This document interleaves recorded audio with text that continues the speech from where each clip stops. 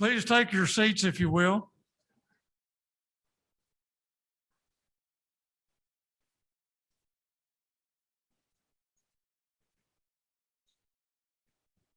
Okay, thank you. We're into our last breakout for the session before this afternoon's activities, but number one, we want to thank everybody for their attention and their attendance. I think that there's a huge value. And when you go back and talk with other people in your counties, this is a great place to come and get information, coupled with the fact that as you visited with other commissioners in other areas, or even the county employees, you'll pick up so much additional information. And I think the second thing is, based on what we saw yesterday, the tremendous attendance that we had for our breakout. For a general session, when you have the governor, you have the secretary of transportation, and you have friends in the Senate and our state auditor and group, nothing says county government like people sitting in seats looking at them and actually interchanging with them, because that's where the real strength in county government comes from. As I said yesterday, the only way we can repay state elected officials is with the goodwill and the effort we put forth in the county. So I want to congratulate you. That was a tremendous turnout yesterday. And the feedback that we got from the governor's office and other people, they were duly impressed. But this morning session, the second part, obviously is billed as American Rescue Plan. And for commissioners, this may be the generational opportunity that you've got to really change your counties in trying to do something that will last maybe even beyond your tenure as a county commissioner. So what we did within ACCO and in conjunction with Cindy Byrd and her staff is we established a committee within ACCO that we meet approximately once a month, where we look at any new information that we get. And this is something in progress as far as building something. We don't have the final rules yet, but I'd like to introduce, first of all, our committee members that actually form up the ACCO committee. And that's Darius Stacy from Cleveland County, who's our chairman, and Bryce Bohart from Jefferson County is the vice chair. We have several other members who are here today, hopefully, but as we get more and more information, we'll share it with you. But really the person who we really rely on is obviously the state auditor in Cindy Byrd's office, because we felt like having her engaged early was certainly going to save us some grief in the long run, because there's a lot of moving parts in this plan. So with that, what I'd like to do is start with just introducing Cindy first. Then we will go into question and answers and anything that the committee chairman and his vice chairman want to add to it. So Cindy, program's yours.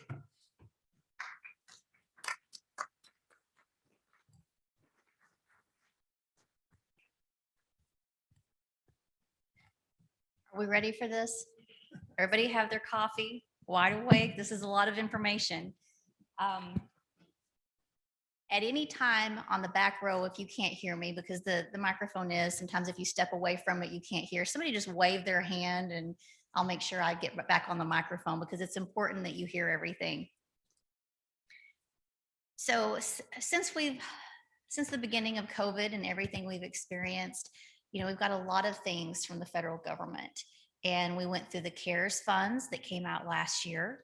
And what we're talking about today are the fiscal recovery funds. You'll hear me refer to them either as the fiscal recovery funds or ARPA. Same thing. This book is everything that we've had to research on these funds. And what we've tried to do is put what we thought was important to you into a handy little guide. Now, this cannot be substituted for all of this guidance. You can't just read this and think, okay, I've got it all. But the majority of it is in here. So the other thing that I would like to point out first is I have no authority to tell you how to spend these funds. You hear me there? No authority. So the only reason that we're involved is one, because we were asked to help by ACCO and by Commissioner Stacy. But two, I really care about the image of county government and how successful you are and how you take care of funds and how your audit reports look, send a big message to people at the Capitol. So please know that my heart is to help you get this right. It's not to tell you what to do. It's just to give you good guidance, something that will help you spend this money to the best of your benefit, but also prevent you from spending it incorrectly that might later result in you having to pay it back. And I know you just don't have the money to pay it back. So as we go through this, at the end, we're going to have questions. It's very important for you to ask any questions that you have. The only stupid question is the one not asked. So I will send Cheryl a message and say, what about this? I know this is a stupid question. I should know this. But sometimes you just need reminded, and we're never going to think that you don't know something if you just ask the question.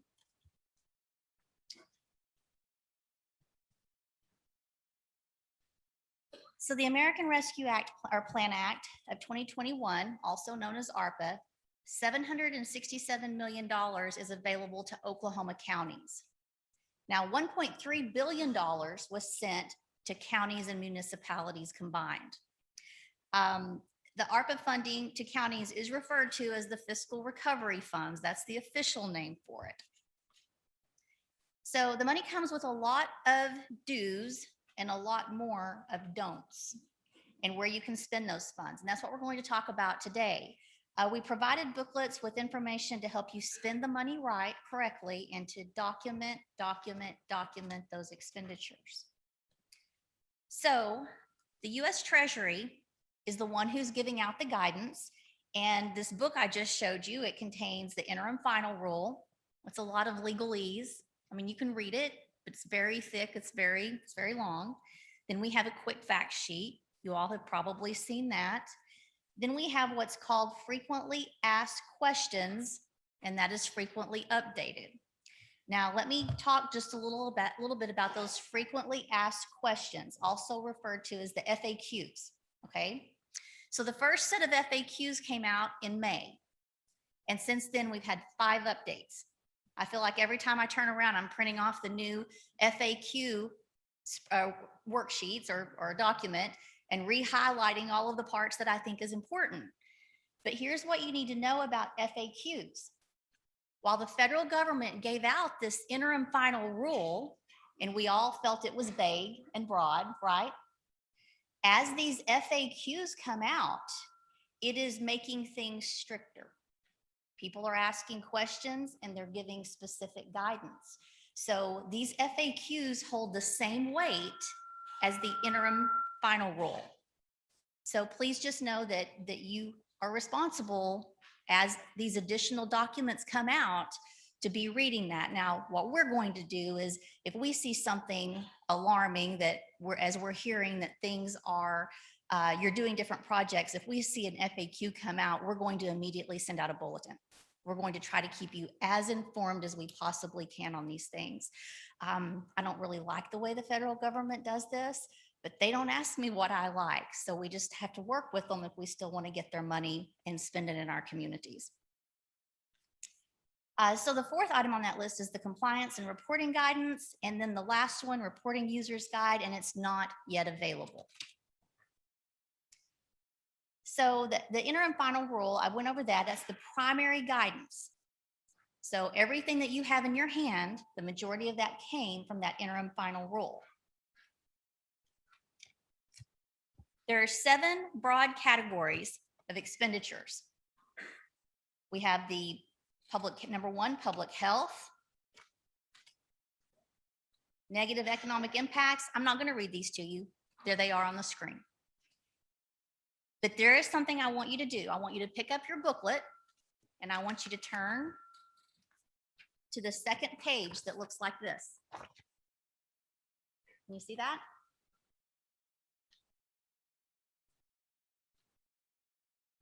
Now, why am I showing you this?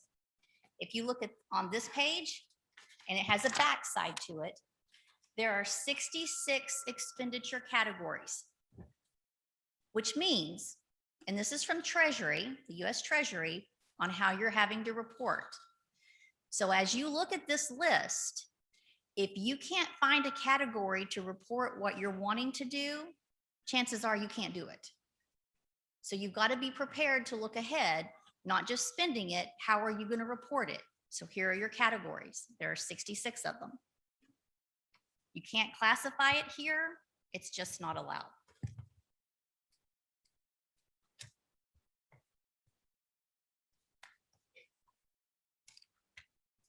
So now we're going to take a look at these categories separately, and I want to begin with premium pay and administrative cost.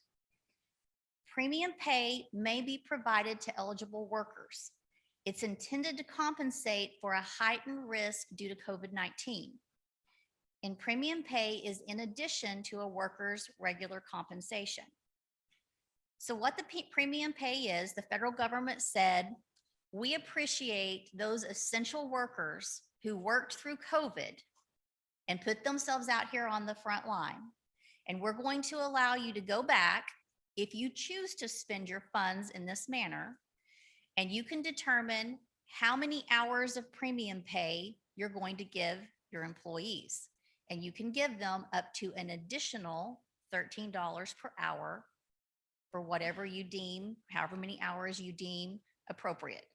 Now then, there is a little caveat here that compensation can't be more than 150% above average wage in Oklahoma. I doubt any of you are going to get there, but you need to know that there is a threshold there just in case.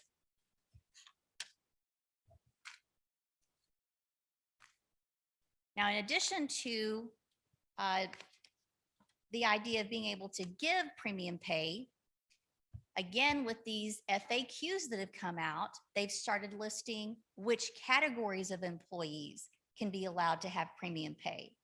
And here they are: staff at nursing homes, hospitals, and home care settings, workers at farms, farm production facilities, janitors and sanitation workers, truck drivers, transit staff, warehouse workers, public health and safety staff, childcare workers, educators, social services, and human services staff. Now then, there is a question that we have right now, because we feel like county clerks and county treasurers who kept their offices open, continuity of business for county government, could they be considered essential workers? There is, and again, we've been doing some research on this. How do we get this to where it can be offered to any county employee that the Board of County Commissioners deems essential workers? There's some guidance in the federal law for Social Security about the governors having the ability to designate additional essential workers. There's guidance in this interim final rule about how the Board of County Commissioners can designate essential staff.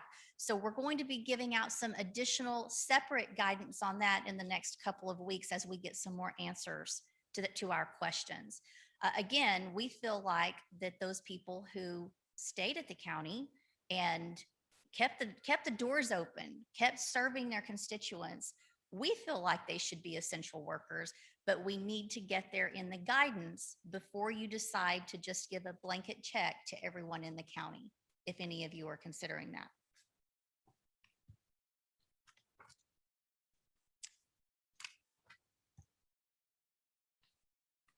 And right now it does seem that it is limited as far as county employees go to the public health and safety workers.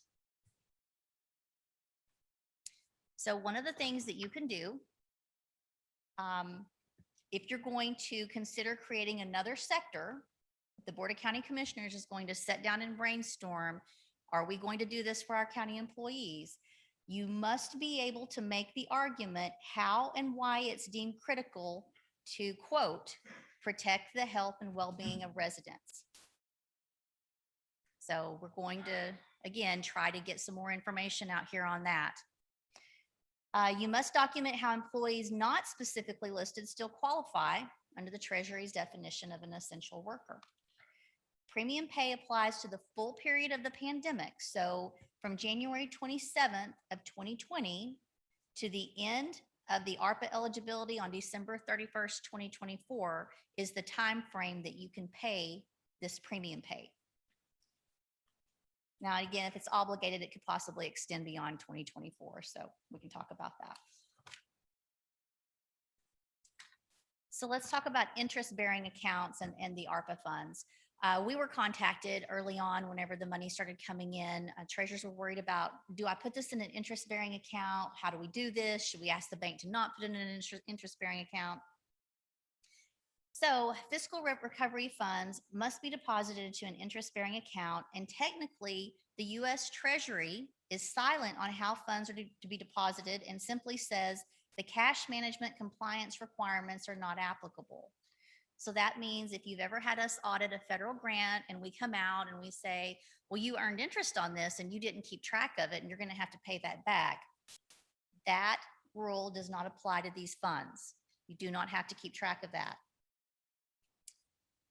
The requirement to deposit fiscal recovery funds into an interest-bearing account comes from a state statute requirement, not from the federal guidelines.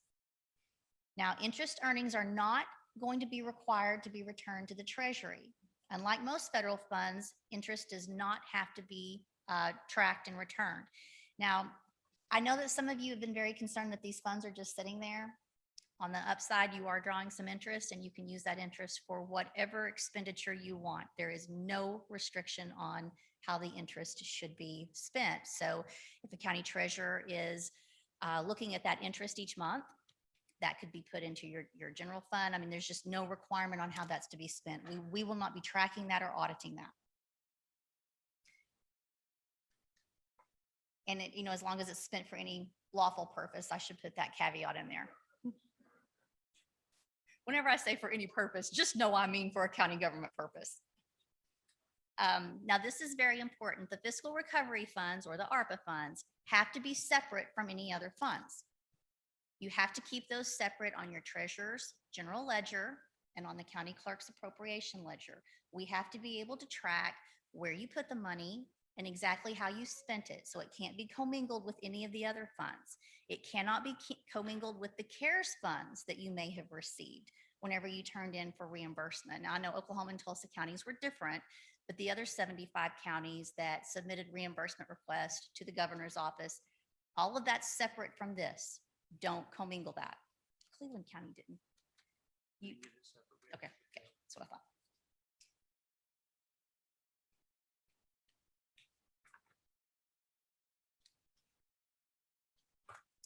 Now, when it comes to public health, and everything pretty much comes back to public health, you need to do these things. For a cost to be allowable, and this is for how you're going to spend your money, you have to identify a public health emergency need, determine how the cost addresses the identified need, and maintain documentation for these considerations. Now, an allowable use that we've been brainstorming about, and these are small costs, it's not going to dent the money you have. Plexiglass dividers, cleaning supplies, PPE equipment and supplies. But most importantly, costs must be justified as meeting a public health need. So I had a county clerk ask me yesterday, or she was talking about courthouse security, and I said, I think that one of the things that we feel is clearly an allowable expense, if you have a courthouse security officer at the front of the building, you need, if you want to use that salary for these funds or these funds for that salary, buy a thermometer, have that officer check temperature as they come in. And I don't mean the thermometer you put in your mouth, I mean like a little gun. Have them just shoot the gun and test that. That would immediately cause that person's job to primarily be for the purpose of mitigating COVID-19. So if you're paying that from your general fund salary, you could use that money for something different and use the ARPA funds to pay the salary of that courthouse security officer, as long as that officer is checking temperature for COVID purposes. So there's an idea. Now, the other thing, as we were talking about that, this county clerk said, well, you know, I've always wanted to have like a secure place in front of in my office. Now, if you wanted to put up a plexiglass divider to where the public couldn't just walk in to your space in these offices in the courthouse, that could be considered mitigating or preventing COVID for your employees. So those are just some things that you can think about as far as how to spend that. But remember, all cost for this category must be justified as meeting a public health need. And you can't just, you can't just brainstorm and say, well, we thought it did. This is something that you all are not used to. You're going to have to document this, and not just for the auditor's office. You've got some reporting requirements to the feds where you're going to have to document this. And we'll get into that in just a little bit. Now, allowable use in public health includes COVID-19 mitigation and prevention, health and safety, staff payroll, public health related capital investments, behavioral health, and improvements to the design and execution of public health programs. Now, costs in this category are not for projects that are not primarily related to public health, or to put that in another manner, the cost in this category have to be related to public health, must be related to public health, and you have to document it. Payroll cost for health and safety staff, it's limited to employees primarily dedicated to COVID-19 response, and you need to carefully review the guidance to see what primarily dedicated means. I know I'm sounding a little redundant on this. I'm just wanting you to get this in your head. As you're deciding how to spend this, you've got to document how it meets a public health need.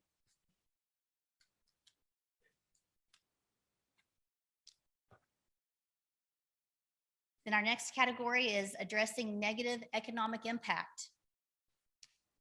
Now, this is what the guidance says, and a lot of these things that are on here are not necessarily any functions county government would ever do or partake in, but I'm going to go through these because it's part of the guidance. Assistance to unemployed workers, households, small businesses, and nonprofits. Aid to impacted industries.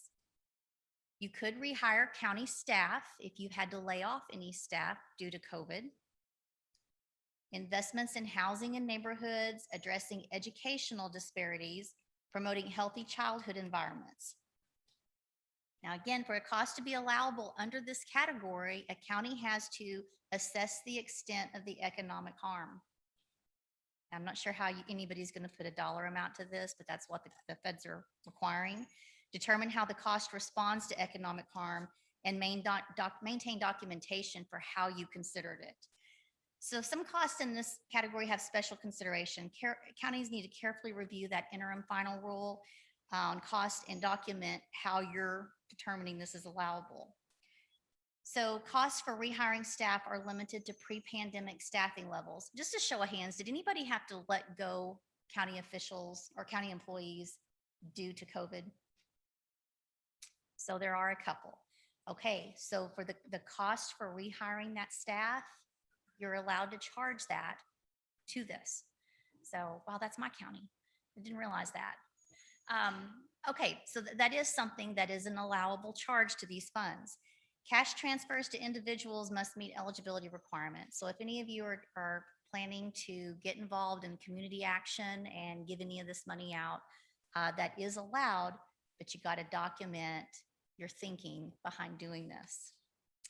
And then payments to impacted industries must meet the economic impact thresholds. But that's a lot of stuff. I guess many of you are sitting there thinking, why would you even tell us this? We may not be doing this, but I think it's important that you understand that the federal government put this out here, and it seems from reading their guidance, they almost meant for it to go to individuals. So, that's the county's decision on how you do this. The questions that I've received have primarily been, how can we as the county spend this? So you'll see me focusing more on that. Next, we talk about infrastructure. And those are the three categories allowed to directly use these funds: water, sewer, or broadband. And the broadband has to be for communities that are economically disadvantaged. So please know that. Now, as far as the uh, water and sewer, the projects have to align with EPA's requirements for the Clean Water State Revolving Fund or the Drinking Water State Revolving Fund. And again, the special requirements for broadband projects targeted to underserved areas. You really need to read that fine print here, and we've got that included in the book that we handed out to you. Now, if there are any other infrastructure projects, and I know that's where a lot of commissioners have been interested in this, they've got to fall under a couple of areas. Allowable categories of cost, and that's where if you have to, if you want to include infrastructure cost to segregate or to mitigate COVID-19, keep people separate. I think Commissioner Stacy had even mentioned a jail pod separate that would address that issue of having so many people together. You know, those are things that you're going to have to sit down and write out justification for this. You can't just say, oh, we're going to do it for that. It was for that purpose. It's not going to work. Not just for us, but you're going to have to put this detailed documentation into your reporting requirements for the U.S. Treasury. And that's going to be the first red flag that you haven't spent it correctly if you can't clearly justify that infrastructure. Now, the other way you could have any infrastructure projects is if you have a revenue decline.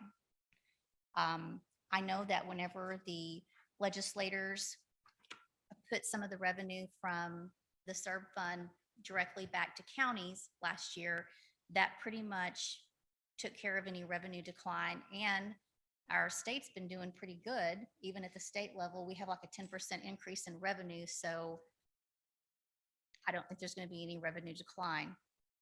I want you to take a look at this slide that has this formula. It is literally an algebra formula to determine or document whether or not you've had a decline in revenue. I have someone working on this right now. It's going to be on a spreadsheet on our website. If you want to do this, it's going to have very, very detailed instructions on how you can calculate the revenue decline. So there may really be some counties that have this, and we will get that out to you. And again, if you can prove a revenue decline in your county, whatever that decline is, that dollar amount of these funds can be used for whatever purposes you need. But you have to prove the revenue decline. You've got to make sure it's accurate. You can't afford to get this formula wrong, because if you do, it's going to be an unallowable expense.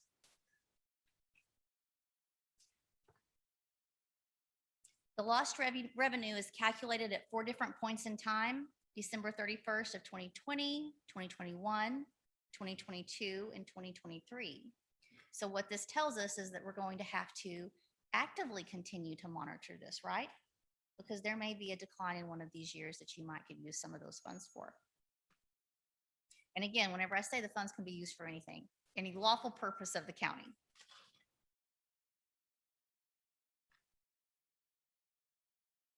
There are some things that are specifically unallowed: alcohol, political lobbying, bad debt. We don't do any of those things here.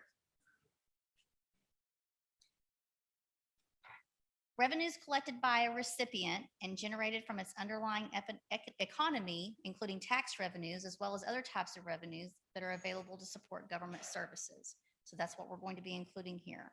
Or intergovernmental transfers from states or local governments.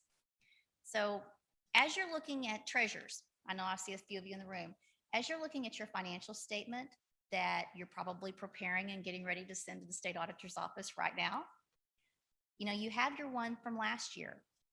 This is the easiest way to start looking at it. It will not cover this formula that you have to do, but it's the easiest way to start looking and see if you have a revenue decline. So your financial reports are going to be very important to determining this revenue loss.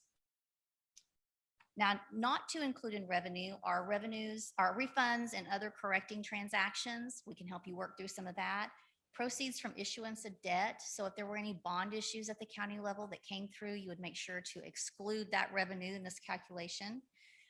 No agencies or trust funds will be included in this revenue calculation. So treasurers, you know that we don't present all of the funds on our financial statement.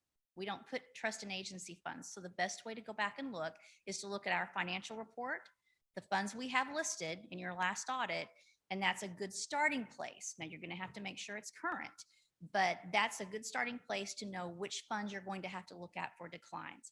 Now, it's not going to allow you to look at each one of these for a decline. It's the total decline, if you had one that you can count.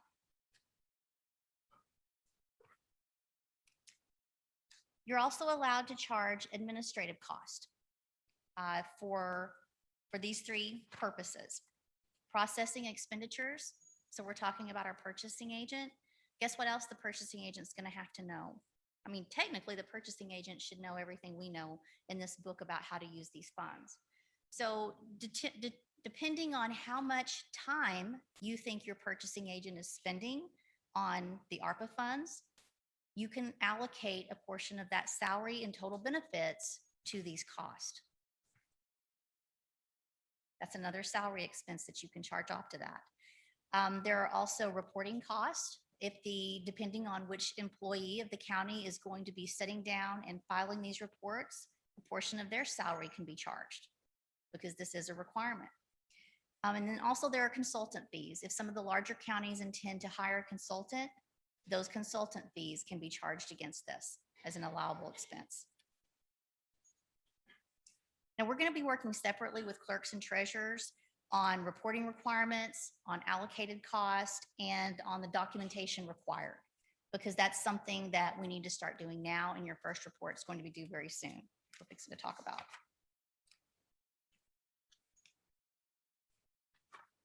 Now, most counties are required to complete two types of reports. An interim report. Every single county who took these funds has a report due on August 31st of this year. So we will be getting together, probably a Zoom class, but we may consider doing it in person if some would prefer that, to help walk through on how to submit this report. You'll also have a project and expenditure report. Now, if you'll look on page 24 at the very top of the booklet that I handed out to you, you'll see the actual counties listed. We went through and determined the threshold. If you're a county who received over $5 million, you have additional reporting requirements. If you're a county that received under $5 million, you are lucky. You get to do the one report due by August 31st, and you don't have another one due for a year. So smaller counties do have a little bit of reprieve on the reporting. Now, Cleveland, Oklahoma, and Tulsa counties have additional reporting responsibilities. They actually have to have a plan that has to be filed. And that plan is also due October 31st. Now, the Treasury's compliance and reporting guidance, it describes the reporting requirements. And while reporting is described in the interim final rule and FAQs, more final guidance is provided in the compliance and reporting guidance. That is again, it's a pretty thick document, but it's good to read, and I'll tell you why. As you read this reporting guidance, it gives even more clarification on what you can spend the money for. And all of that's incorporated into your booklet. We drew from 3 different sources in putting that booklet together. Now, right now, there's no guidance on how reports are to be submitted. They're supposed to be getting that out very soon, so we expect that. And they're promising a user's guide in the future, but there's no time frame for when to expect that. So for the interim report, it's required of everyone who receives ARPA funds. It's a one-time submission due August 31st of 2021. The reporting period is from the date of the award until June 30th.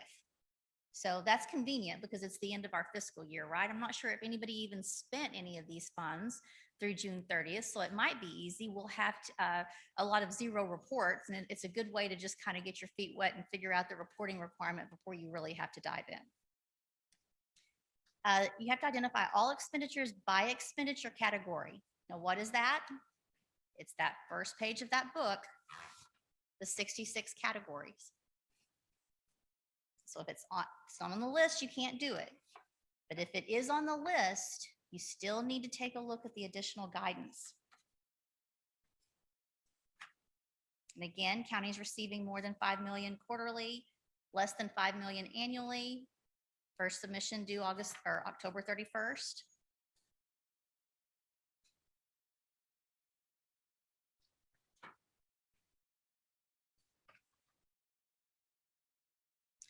Now then, this is something that I want to really have you focus on, the additional reporting requirements.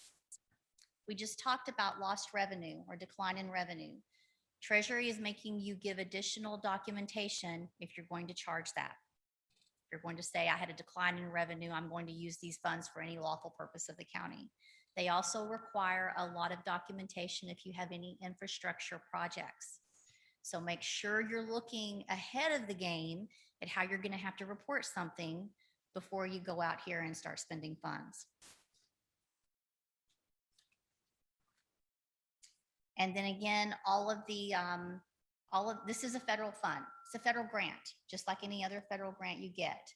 There are always strings tied to those federal grants. So one of the things that counties struggle with is trying to get the internal controls in place. I know you guys don't really like to hear that word, the internal controls, but you guys do so much of it already, you just don't document it. So the more you can put in a Board of County Commissioners meeting, the discussion, how you're making sure that these funds are allowed, or these expenditures are allowable, what you're doing to document, the more you can discuss in an open meeting, and the more your county clerk puts in the minutes, the more evidence we have to give you credit. So please remember that, because we want to give you as much credit as you can get. Now, the other thing is the CFA.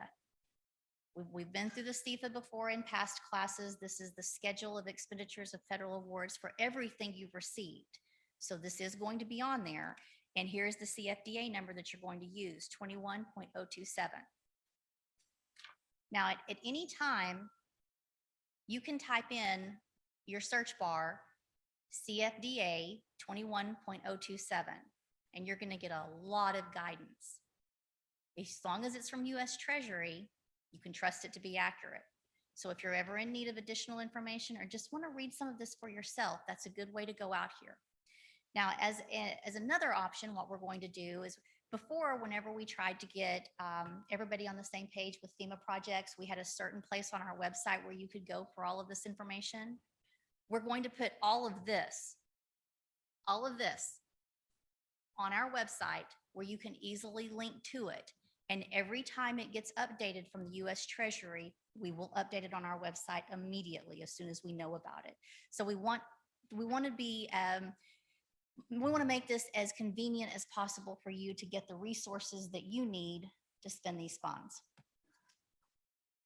Now, again, a lot of restrictions in here that I don't think any of us imagined for these funds. In the early days, whenever I was reading some of this and just kind of brainstorming, before I had read all of this, I had thought projects might be acceptable. Like, for instance, if the county wanted to create a new website, I was thinking, well, they're going to allow broadband. They want, all of this communication.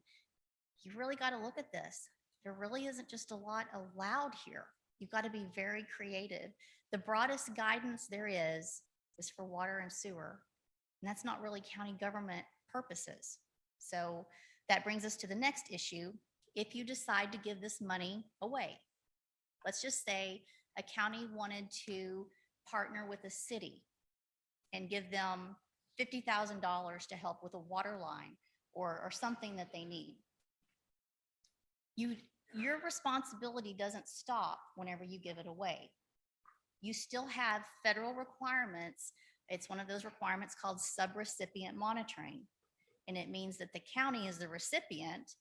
If you're going to give it to a city, that's the subrecipient, and you're still going to have to monitor it to make sure they spent it the way they were supposed to. So there's documentation there. So again, your options are limited with these funds. We found that with the CARES funds, it was pretty vague when it came out. And we kept thinking, well, they'll give us additional guidance and clarify some things, and we'll really know what to do. In the end, the initial guidance they gave was 90% complete. So there's not going to be a lot more come out from this. these are our guidelines here to go by. And it's just really, I don't know how this is going to help some counties. I know counties are hurting for money. I know some of you have, renovation projects. The cost of materials have skyrocketed. This is not the lifeline that you're looking for. And I say that only because that's the federal requirements. And we just want to keep you in a safe place, because while you're hurting for money now, if they come back and take the money away from you, you're going to be hurting even worse. And the way the reporting requirements are, and if you look at that, the 66 categories, somebody's got to report this. And I know you guys are going to report it honestly. And if it's not done correctly, they're going to come back. The feds are going to monitor this reporting. It's very easy with the data we have today to look at these things.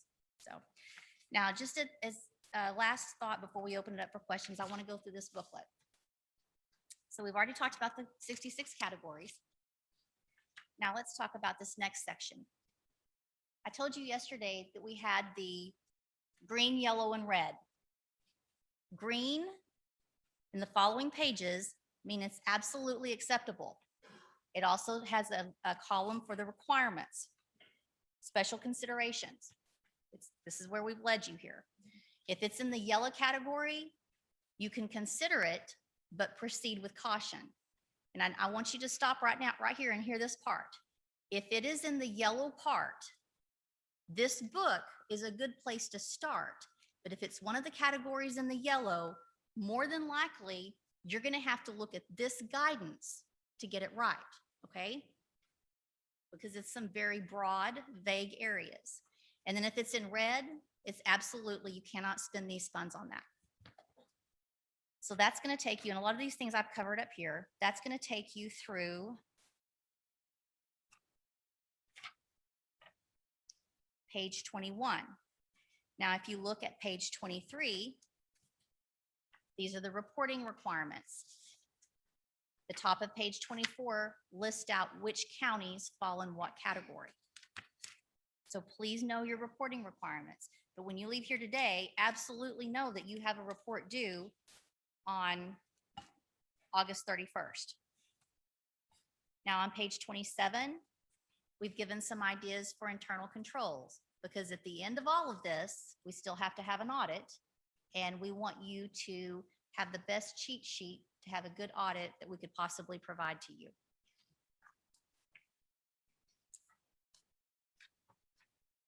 And we went through each one of those things. On page 37, we talk about the interest and interest-bearing accounts for the treasurers, so they understand what their role is. At the bottom, we talk about the CFA. We have the CFDA number here on how you're going to put this information on your CFA. And then if you look on page 39, it doesn't have a number, but we've also included a list of all counties and what they're receiving, as well as the cities within the county. Now, if there's a city on a county line, it's included in both counties. But just in case you wanted to partner with any of your cities, we've also listed out how much money they're getting. Or if they're just coming to you wanting your money, you can at least have a guideline to know how much money they're getting. And that is everything that we can provide you on this. I've been as specific as I can be on this without telling you how to spend your money. Some pretty broad categories out here. I cannot caution you enough. If you're thinking about spending this money, if you're a commissioner sitting in this audience right now and you're thinking about spending this money, your first place to go is that first sheet. Figure out where you're going to fit it into this category. And then if you want more information and you can't find it, you pick up the phone and you call me directly. We will get you whatever information you need. I have everything tagged. If you tell me you want to know all the information on premium pay, it would take me probably 30 minutes to drop everything from every piece of guidance of premium pay into a Word document and send it to you. Now, we really want you to be careful with these funds. And again, you know, it's the image of county government. So all of you are working together on this, whether you realize it or not. You can either all look good or if a couple go out here and look bad, it's going to make you all look bad. So help each other out. And with that, I'll turn it back over to Eugene. Thank you, Cindy.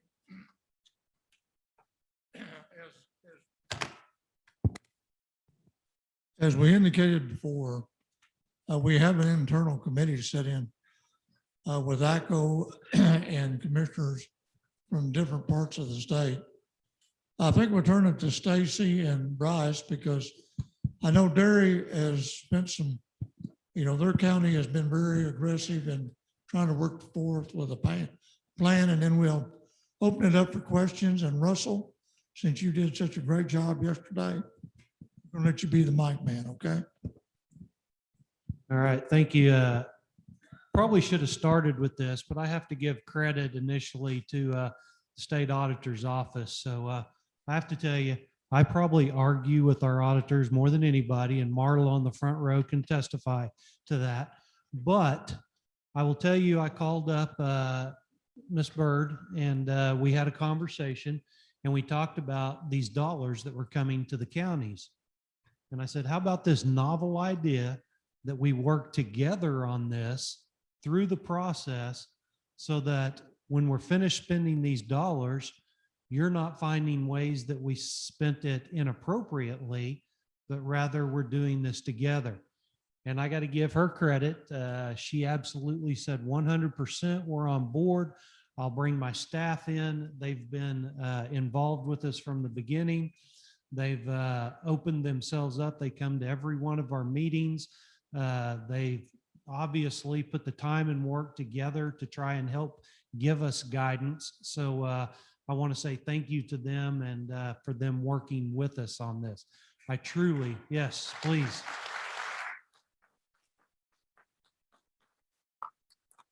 So I've had a few commissioners come to me and say, you know what? We're not even going to spend our dollars because this is too much cumbersome, too many rules, and we don't want to do it. Please do not do that. I know at some points it sounds a little intimidating with all the rules that they have on it, but there are opportunities for absolutely every county to use these dollars. When we put our committee together, it was real important that we had representation from our smallest counties all the way up to our largest counties. And so we could share thoughts, ideas, questions as we went through this. I don't think there's a single county involved in this that is not going to be using the dollars that was involved in the committee.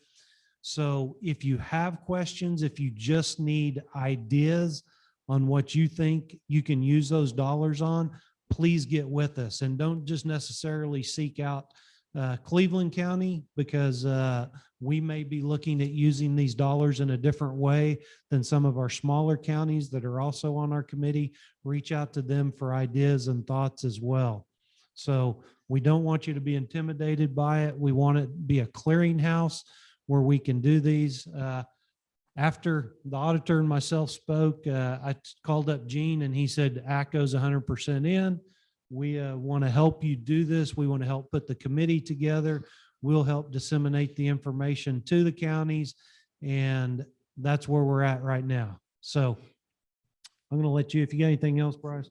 I would like to appreciate and give recognition for Derry's forward thinking. I think a lot of us, when we got this money, we thought it would be pretty free to spend, and the idea is nice, but if that's not the case, we want to know up front. And I think, thank you, Derry, for that forward thinking, getting the state auditor on this topic. That way we can know before we start spending money exactly what we need to do. Derry and I have talked in our meeting and outside of our meeting that there may be 2 to 3 different kinds of thoughts what to do with this money.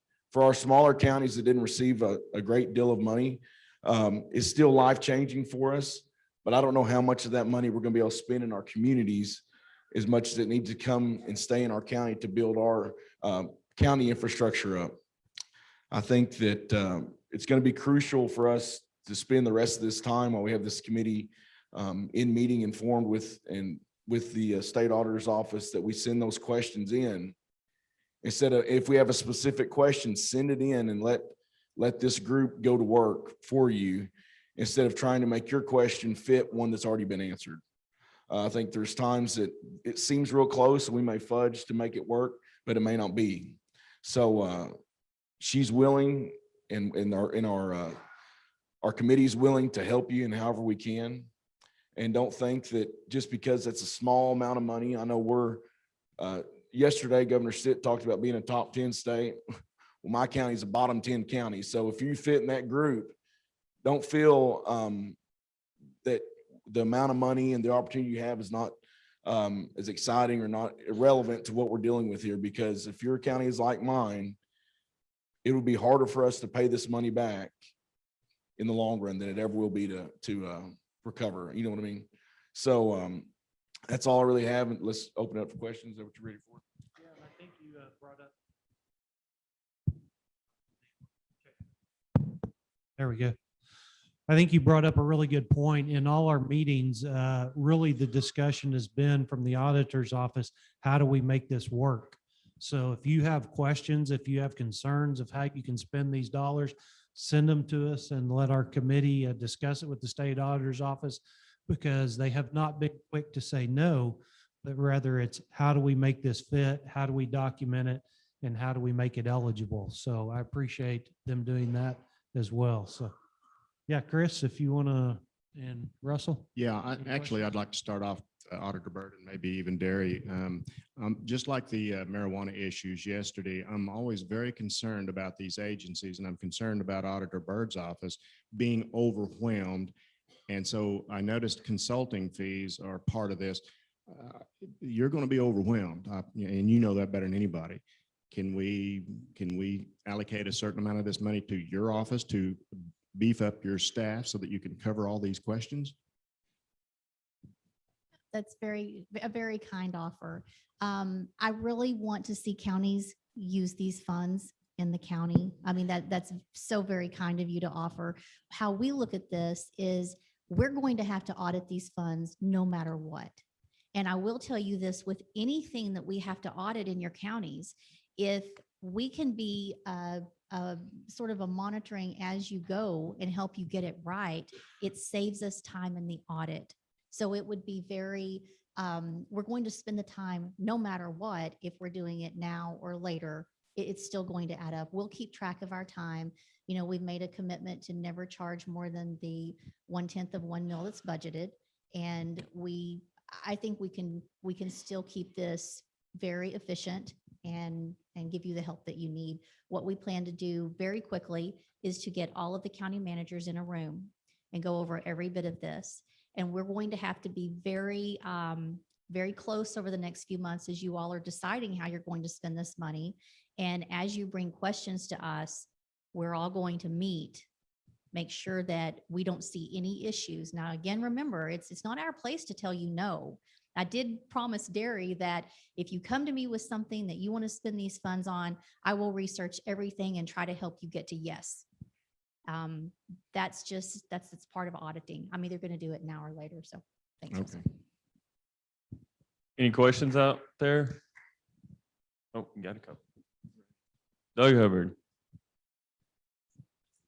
Your booklet shows some counties duplicated in different counties. Is that just Fort Gibson? This town of Fort Gibson is not in Cherokee County. Okay, well, we did put this together rather quickly. We were trying to give county commissioners an idea of how much the cities were getting within their area. So if there is a town in the wrong area, you might point that out to me later, and I will get that corrected before we send this out any further. Now, there are times that you may see a town or city put in 2 counties because it's right on the line. We still wanted the commissioners to know what those in-between areas were, but thank you for pointing that out.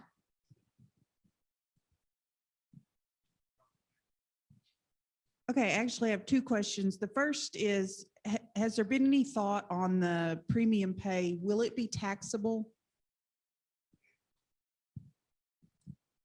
Premium pay will be considered part of the wages, and as you pay it, yes, it is taxable. Cheryl, we've not received anything to give us any indication that the federal government would exempt that from taxes. Okay. And my second question is in regards to public safety.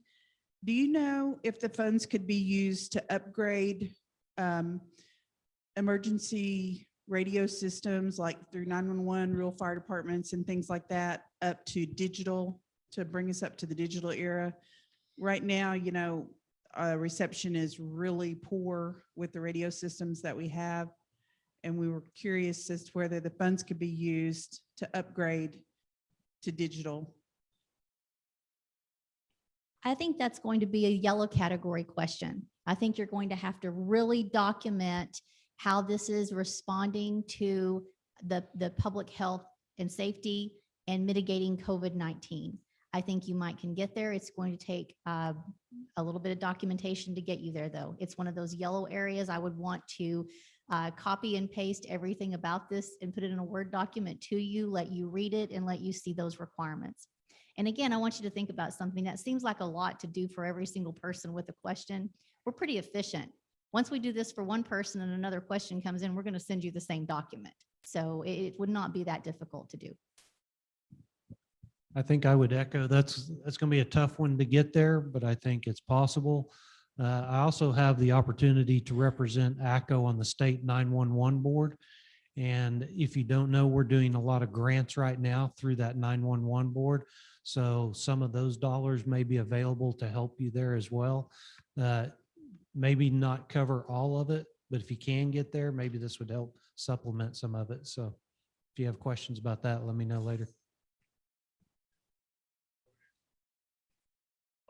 On page 8, down about the middle, assistance to households, down there about the 4th line, it says assistance for burials. Would that be just for COVID burials? And would that be going forward, or would that be during the pandemic? How would that be? Because we've got one road district in my county that will bury 16 plus a month, and wonder if that money would go back to each individual road district that provided that service. Okay, this is falling under the assistance to households. I don't know that you could keep that at the county level. I think the guidance is specifically talking about giving a check to an individual household based on parameters that the Board of County Commissioners has decided upon. I'm going to write that question down to see if we can get there with that. I just think that this part of their mentioning that was to give it to an individual, not to keep it at the recipient's level. Okay, so even if the county incurred the cost of doing the burial, it couldn't go back to the road district. It would need to go to the individual family to pay the funeral home for the service. If the commissioners decide to open up their funds in that manner, that does appear to be an allowable expense. We were just looking for something to kind of give us a little bit of relief on, because it's a big expense for Haskell County, because we bury everybody and they bring them in for free drops out of the county. Right. Let me ask you this. Do you normally charge for that, or is that something the county has always provided? It's always been a free service. Okay. I really don't think that you can start charging the federal grant for that at this point, but I'm still going to write it down and I'm going to look into it. Thank you.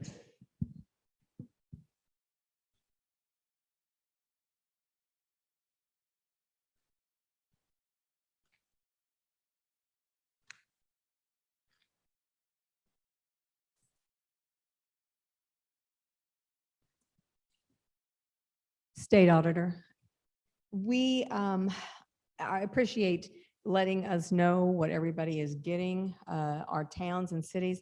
I know that I spoke with one of our cities this morning from Grant County, and they did not know they were going to get any funds at all.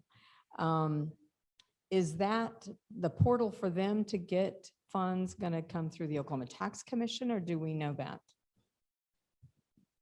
I do not know that specific information right now. Cheryl, have you?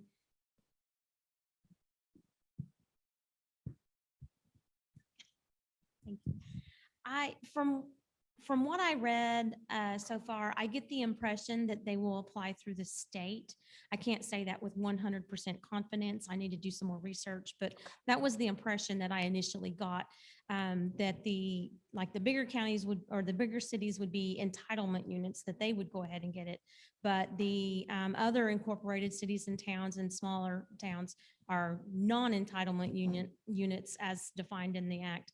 And like I said, I think they're going to have to apply through the state, but I will do more research and get an Okay. answer for you And on for that. some of those counties that have health departments, do we have a portal that we can go to see what kind of help they're going to get in case they want to combine funds?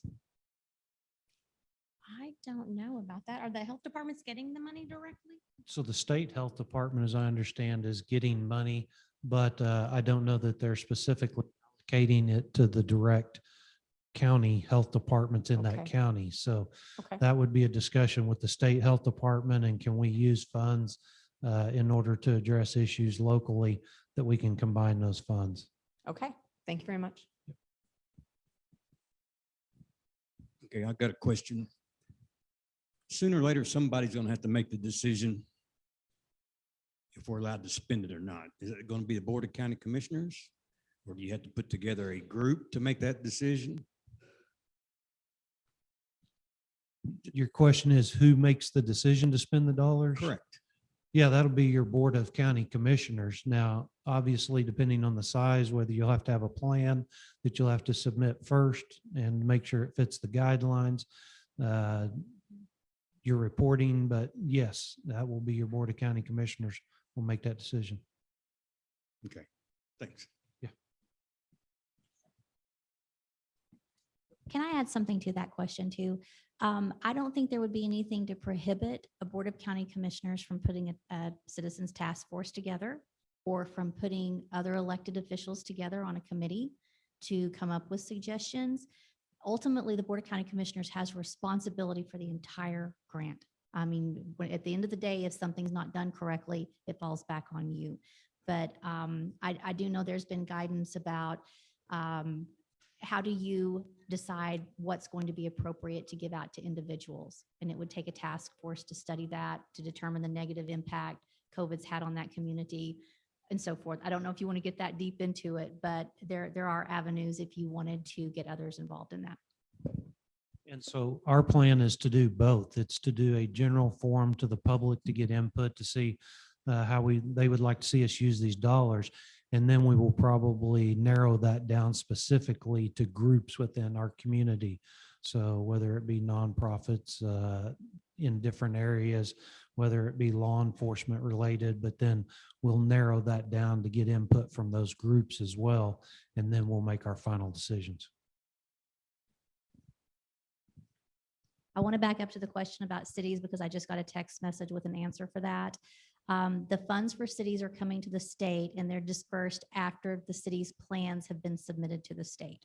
So they have to jump through a little more hoops, whereas counties they're getting the opportunity to administer the funds directly. I'm sorry, what? I would assume the state. I can't answer that question. I've heard from a lot of smaller cities and towns that had no idea that they could apply for this money and that they were eligible for it. So the notification process hasn't, I don't think it's been deployed yet, but that's not to say that the municipal league may not do that. But if you have a close working relationship with your cities and towns in your county, you might let them know that they could apply and possibly get some relief funds. Yeah, if they haven't reached out to the Oklahoma Municipal League, I think they are aware, and I would definitely encourage them to do that so that they can disseminate the information.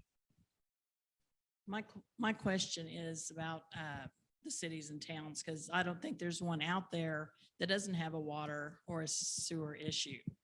If the county chooses to give those funds to a town for a project like that, and the money is misspent, if it is to be paid back, is it paid back from the town, or would that fall back on the county?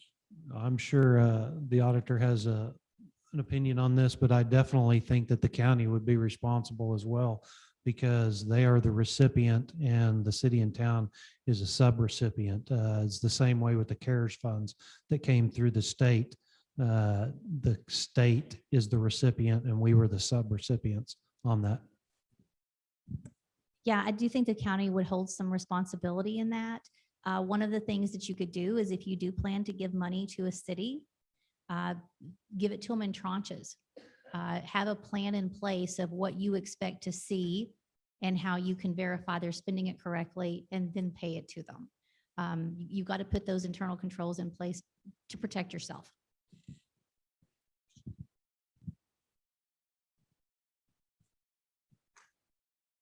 Any other questions?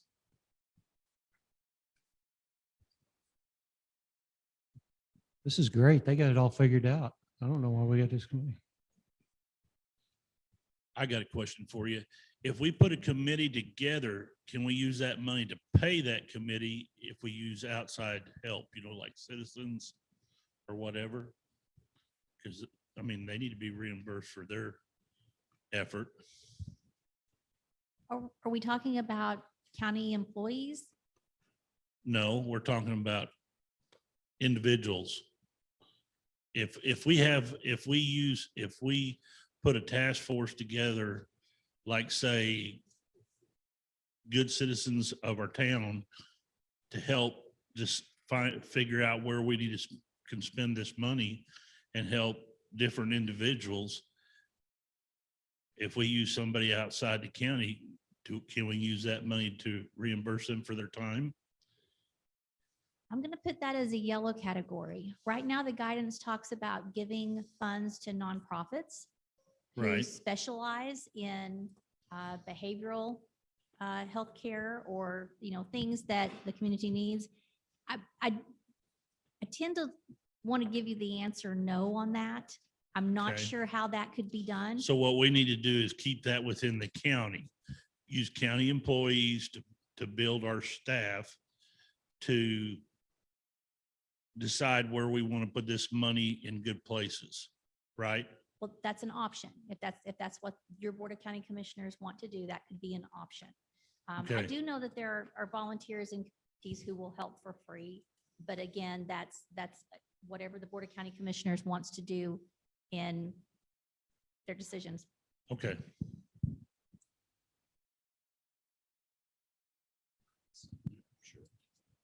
I've got a multi-part question.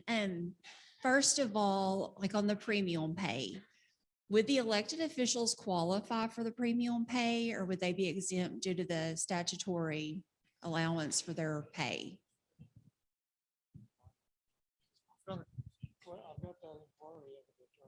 Is that my county clerk asking this question? Yes. I'm going to tell you that my first response is that elected officials would not be eligible because of constitutional, language that says you can't be paid more than what your salary is. That, along with salary increases, I'm going to defer to your district attorney. I mean, that is That's something what I was that, thinking. I wanted. yeah, a little that's clarification. really dangerous territory. So Okay, well, another Sure, part go- to that go carefully. question is, with the ARPA funds, like the Board of County Commissioners, could their pay come from those funds since they are the decision makers? I would say that I'm going to say no on that, but I'll willing to listen to the argument. But the problem with that is that office or that position is funded no matter what. An elected official's position is funded. If everyone else in your office had to be let go, that one would still be there. I just don't think you could get there. I'm on making that. you think. I might add, they have opened up the time for questions to like July the 16th, which is then this week. But remember, we have 50 states and I can't tell you how many cities that are asking these same questions. So these frequently asked questions are appearing on their website. And if you go to NACO.com, they post those questions. We submitted a bunch of them. Every other state has done the same thing. And as a product of the question about the constitutional provision on elected officials, I talked to the Attorney General's office last week and told them to get prepared because we were getting ready to submit that question to a state legislator. It's a pretty comprehensive question because it covers lots of areas, but that's one we definitely want an answer to. Any other questions? We got one way to the right of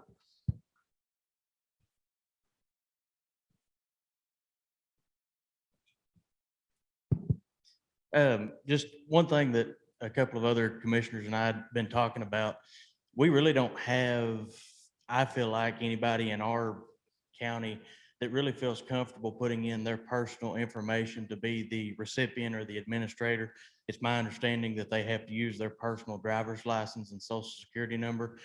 I personally don't feel comfortable putting that information in because I feel like that may put some personal liability on me for that, being responsible for that.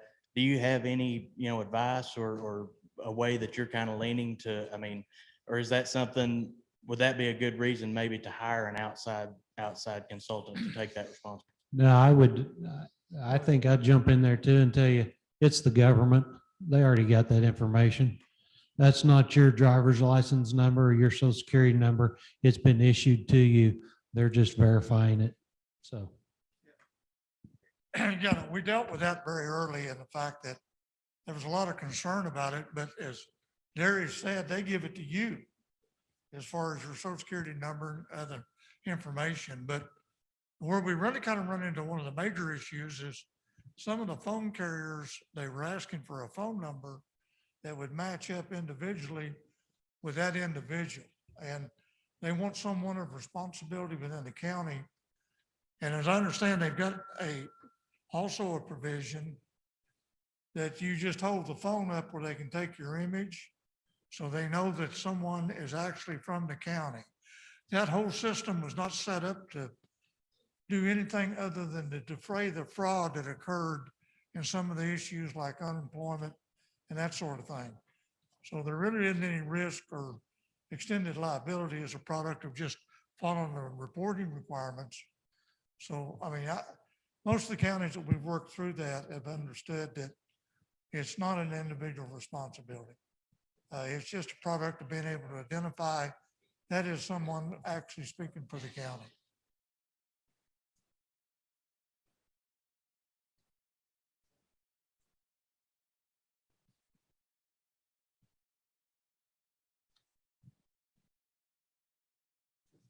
As far as infrastructure, I'm a little not knowing exactly what we can use it for. So I just have a question. I want to build a railroad spur to get gravel delivered. Can we use this money to build that infrastructure? I don't see any guidance on how you can do that. The only way at this point that you could use any of these funds for what you've just proposed is if you have a revenue decline that you can prove through that formula. And if you do have a revenue decline in your county, that amount of those funds can be used for anything you want. But only if you have a revenue decline. Now, in addition to that, if you have public lands in your counties, that's lakes, federal timberland, whatever, there will be a separate appropriation that you're going to receive in your county. And we've been told that's purely discretionary. They made it very clear, this is not an infrastructure plan. That is being debated as we speak here this morning. So, again, I know everybody wants to be as creative as they possibly can, but a word of caution is to work through the system and make sure you can justify it before you spend it.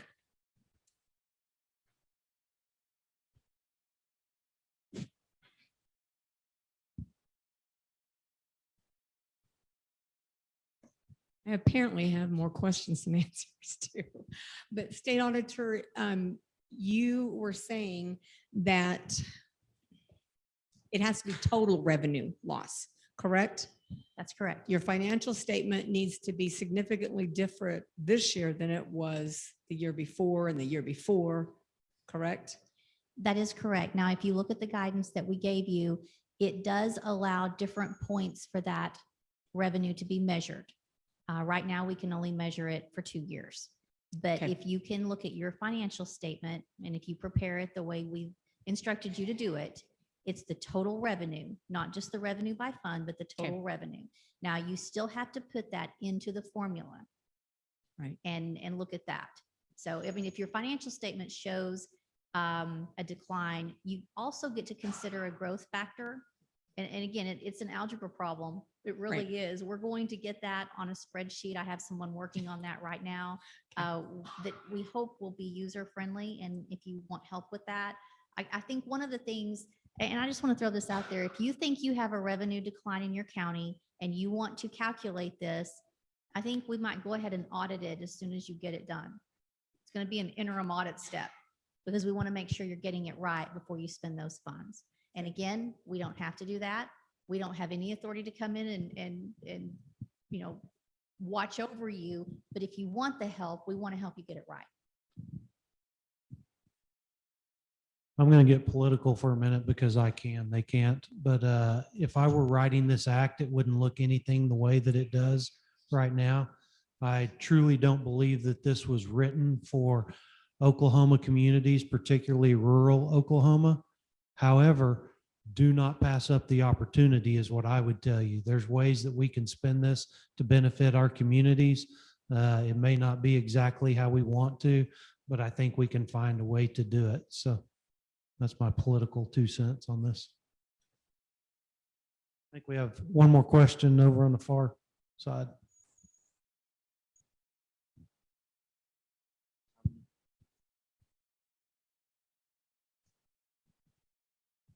So just to be certain, if we have public water utilities, like Payne County Rural Water District 4 or a rural water district, whether it's publicly owned or privately owned, we could use these funds to assist them in installing new water lines. Yeah, I believe that answer is yes to that.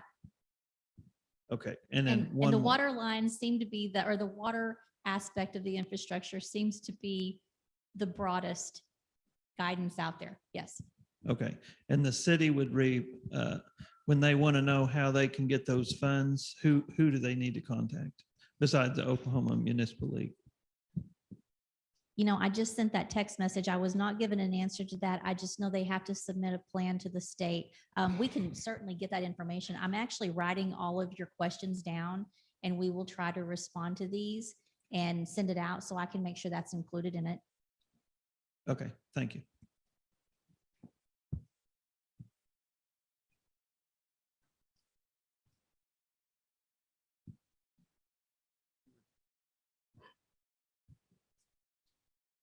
So on his question that he asked her, you said he could add 2 water lines or just upgrade?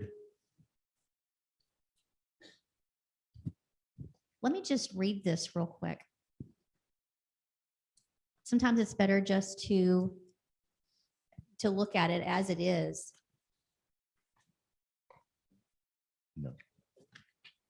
Well, scratch that. It'll take me a minute to find it. But it is very, very broad on what you can do. It talks about replacing lead-based lines. It talks about new lines. I mean, water seems to be the safe space. And I think you'll find that in our little booklet that we prepared for you. It specifically talks about that. You know, one of the questions that keeps reoccurring is on broadband. And the question is, how do you subsidize a major corporation to run broadband to an area? And I think that some of the thoughts that I think are probably the best, you're only talking about broadband for the last half mile or a quarter, whatever, to your courthouse or to whatever your facilities you want to run it to. Now, the other thing that I think is wise to think about, when you think about what you're going to spend in your community, think about spending it in something that's not going to have a perpetual cost that comes back to the county after this money is gone, that you're going to have to maintain or whatever. So, you know, you want to look for projects that are going to have lasting, good, positive effects within the community. And I know it seems cloudy now, But I think it will become more and more clear as we work through it, we get more information. I think that's a real good point, Gene, and we discussed that. Truly, we don't want to put into place programs that we're going to have to incur costs afterwards. So we have through 2026, but as we continue, if these are going to be additional costs to the county, you want to make sure you have the funds in place for that. You want to read this? You want me to?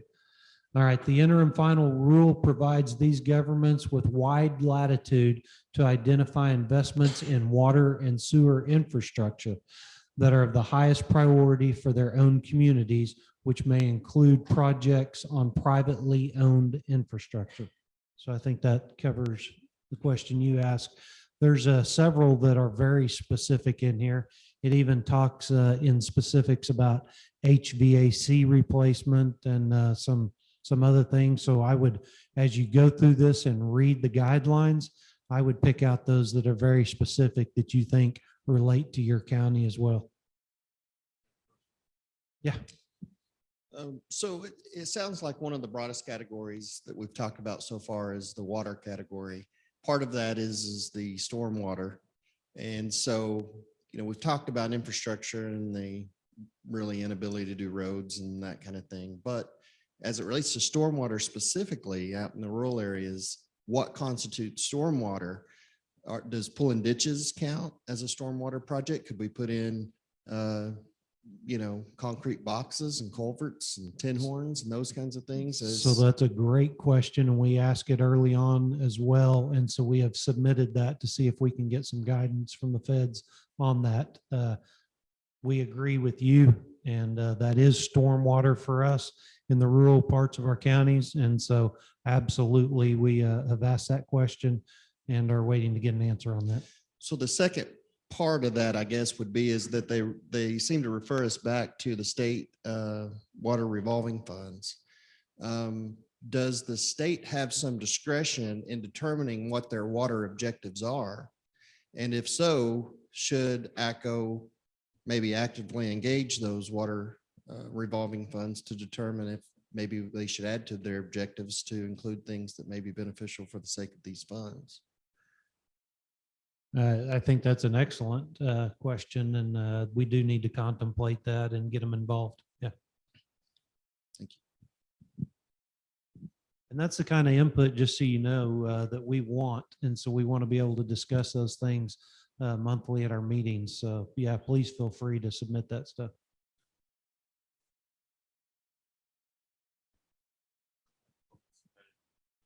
Yes. Fill up Chris Schroeder's email account, send all those to him, and yeah, spam him also. I'll send out a reminder. Okay. Next week. Yep, another question. Yeah, I kind of had a question about the state auditor. She had said that the money was intentionally or seemed to be intentionally meant to go to individuals and different organizations. Is that kind of the gist of the fund and what we're wanting to spend it on? And then I have another question about like a county hospital. So I'm going to take the first part of that is, again, how this was written and what it was intended for doesn't necessarily marry up perfectly with how we would use that in Oklahoma and our counties.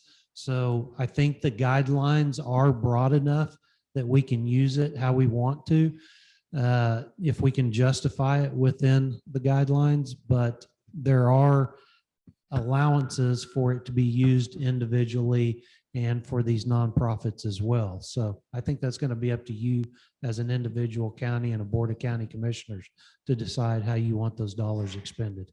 And like a county hospital, we have a county funded hospital. Did it get any money from the state health department on this, or is this money intended maybe to bolster them with premium pay? Is that what I'm getting out of that? I mean, Okay, first I want to say that whenever I mentioned that that's what these funds, they appear to be directing this to, it's because if you read the first few pages of the interim rule, that's what they're suggesting. I'm in no way encouraging, agreeing with, or anything, just giving you the facts. So I'm not weighing in on how a board of county commissioners should give these funds out. As far as the hospitals, They may be receiving some funds directly from the state. I don't think the state has truly decided how they're going to spend their funds yet. I think small things are trickling out, but I've not heard anything about money being given to hospitals. Have you? Yes. So I don't know specifics on it, but I think they are moving to direct some dollars to the hospitals as well. Looks like we got one more in the very back, Russell.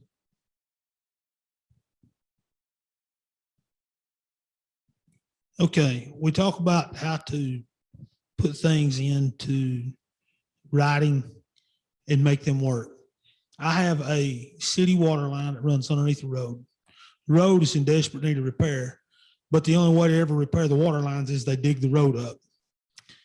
Because of the water thing, can I build a new water line for the city? And because I had to dig up the entire road, redo the road. Hot seat, Cindy. You're not going to be able to redo the entire road for one water line that runs across. It runs a whole mile long. It starts on one end and it runs the whole mile underneath the road. I don't know who the brain was behind doing that way, but that's the way it is. Whole mile of it. That's a very interesting question, and it's definitely a yellow. And I'm going to research that for you, because if you replace a water line, you've got to replace and restore what you dug up. Okay, I'm putting it on my list. I will look into that for you. Go start building water lines under all your roads.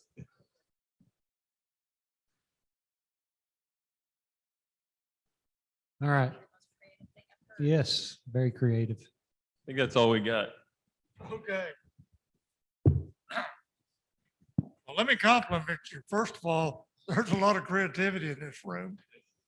And nothing's more creative than a county commissioner trying to figure out how to do something. But, I think that, the rule of thumb is, you really have to justify it. But I do think, as I said when we started, this is a generational opportunity for you to be able to do something within your counties. And to be able to even join up with maybe your tribes or your cities trying to get something done collectively can make the money go further. But when you read this, as what Mr. Stacy said, they didn't anticipate that they were looking at rural counties and rural states to a huge extent. But they treated us all the same, predicated on the formulas they use. So we've got it, and I think we can do some really great things with it. Don't be hesitant to ask questions, and don't be hesitant to visit when you're within your area, because you may find some needs that you're not aware of.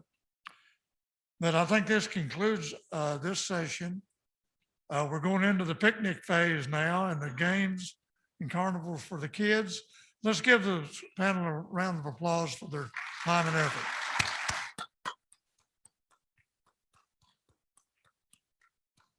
And don't forget our safety speaker late tonight. This guy is just terrific and got a story that I think everyone needs to hear. Good job, guys.